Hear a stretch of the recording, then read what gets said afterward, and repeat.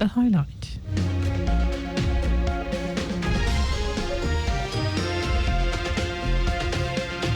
Lagos State Government holds stakeholders engagement on data management for local government area managers. Federal government moves to evacuate Nigerian workers stranded in Central African Republic. On the front, drone attacks kill 5 people in Russia, Ukraine. And in sport, home-based Super Eagles to battle Zanzibar and friendly game ahead 2024 African Nations Championship. Now the details. I am Sarah Adesanya.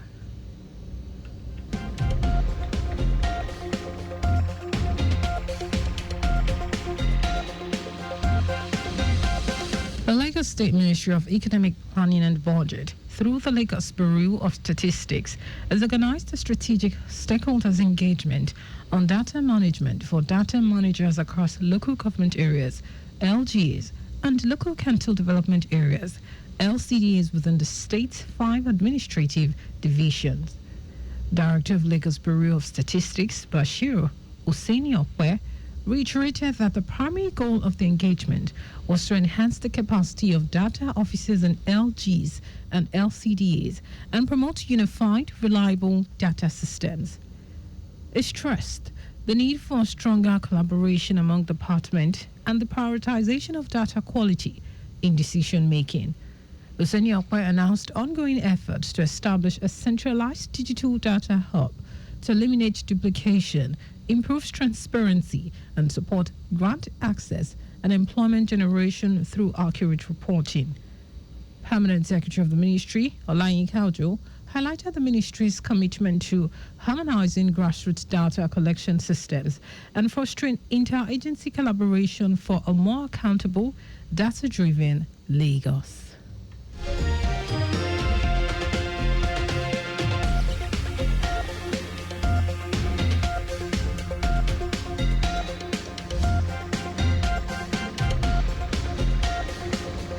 Special Advisor to the Lagos State Governor on Tourism, Arts and Culture, Idris Aregbe, has launched the Lagos Cultural Mission Initiative, a groundbreaking program that redefines how cultural identity is preserved, celebrated, and protected on the global scale. The initiative, which is a bold and visionary move by the Special Advisor, will safeguard cultural heritage and promote cross-cultural understanding. That Special Advisor mentioned that a Lagos State government, recognizing the urgency of addressing the alarming rate at which cultures are vanishing, has decided to take proactive steps to protect its cultural legacy and ensure its transmission to future generations.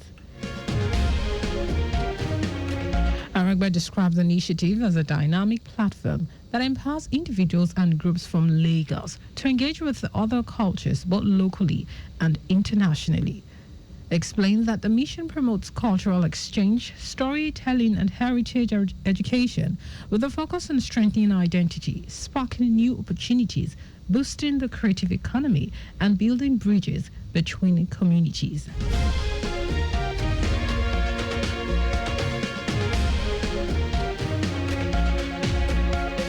The federal government has called on Nigerians battling cancer to enroll in the National Health Insurance Authority scheme to access critical financial support for their treatment. Speaking during a sensitization program at the Obafemi Awolowo University Teaching Hospital Complex, Ile-Ife, the Osun State Coordinator of NHIA, Olalekan Falode, stressed that health insurance is now mandatory in Nigeria and remains the most sustainable way to reduce the burden of expensive illnesses like cancer. Falode said the event marked the formal introduction of the NHIA Road Cost Sharing Initiative in Osun, a partnership between the federal government and pharmaceutical giant Roche. Explained that the newly enrolled patients can immediately benefit from Roche's 50% subsidy even before their NHIA registration is fully activated.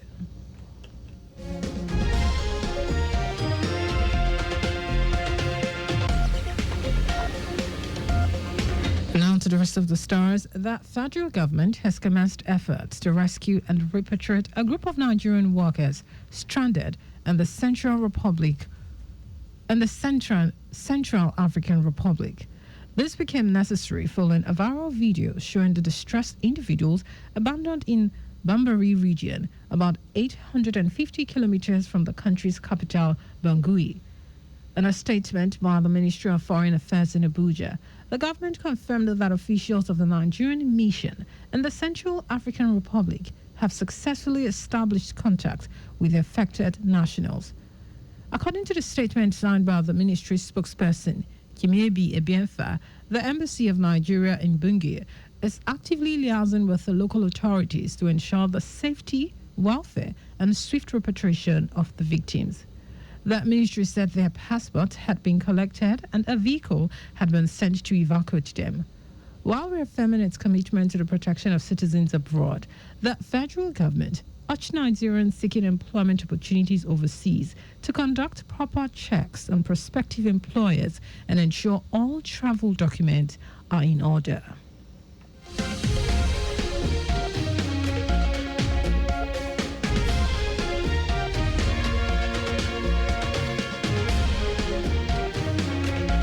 The Federal Road Safety Corps, FRSC, says no fewer than 620,000 traffic offenders across the country between January 2024 and July 2025. Spokesperson for the Corps, Olusegun Ogungbemide, who confirmed the figure, said it included 350,536 violations recorded between January and June 2024 and nearly 300,000 fresh infractions documented from January to July 2025. Ogungbemide said the arrests were part of intensified efforts to reduce road crashes and fatalities, especially those involving commercial vehicles. The FRSC spokesperson noted that the majority of infractions involved speeding, failure to use seatbelts, use of mobile phones while driving, overloading, and defective vehicle parts. He also stated that commercial drivers remained a major concern during recurrent violations, despite various interventions by the agency.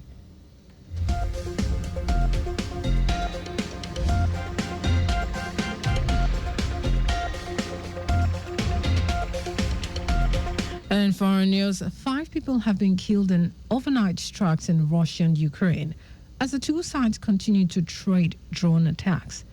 Ukrainian officials said that more than 200 drones and almost 36 missiles were fired by Russia, with most targeting Dnipropetrovsk, where 3 people died. In Russia, Rostov's acting governor said 2 people died in the region after a car caught fire following a Ukrainian drone strike. The attacks came as both sides gave updates on their military operations.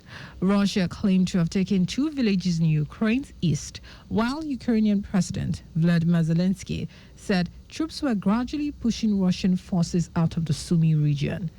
Zelensky said Russian strikes also targeted Kharkiv and Sumy, adding on X that the strikes cannot be left without response, and Ukrainian long-range drones ensure one.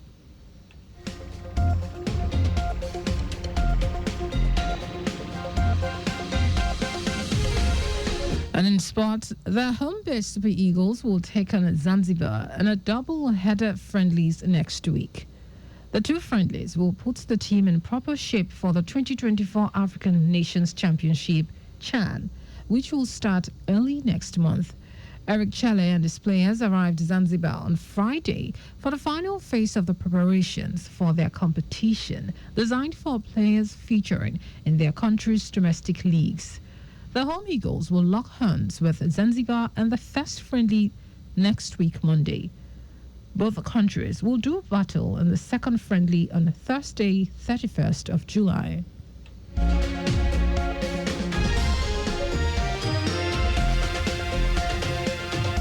Just before we go, remember, speed thrills but kills. Please avoid excessive speeding. You can follow us and like all our various social media platforms: X, at Traffic Radio 961. Facebook, Lagos Traffic Radio 96.1 FM. Instagram, Lagos Traffic Radio 961. Subscribe and watch our news and programs live on YouTube at Traffic Radio 961. Visit our website on www.trafficradio961.ng. You can also listen to Lagos Traffic Radio 96.1 FM live on my Lagos app for timely updates.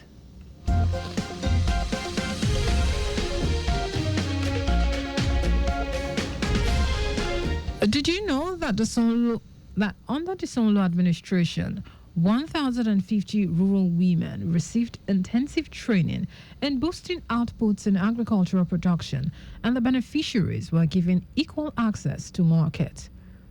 You can get more details on the Lagos State Government website. To end the news, here are the highlights of the major stories. The Lagos State Ministry of Economic Planning and Budget, through the Lagos Bureau of Statistics, has organized a strategic holders engagement on data management for data managers across local government areas, LGAs, and local council development areas, LCDAs, within the state's 5 administrative divisions. The federal government has commenced efforts to rescue and repatriate a group of Nigerian workers stranded in the Central African Republic. We also told you that 5 people have been killed in overnight strikes in Russia and Ukraine as the two sides continue to trade drone attacks. And in sports, the home-based Super Eagles will take on Zanzibar in a double-header friendlies next week.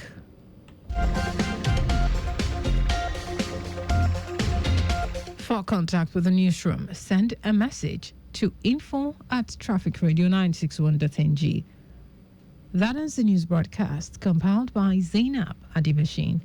I am Sarah Adesanya.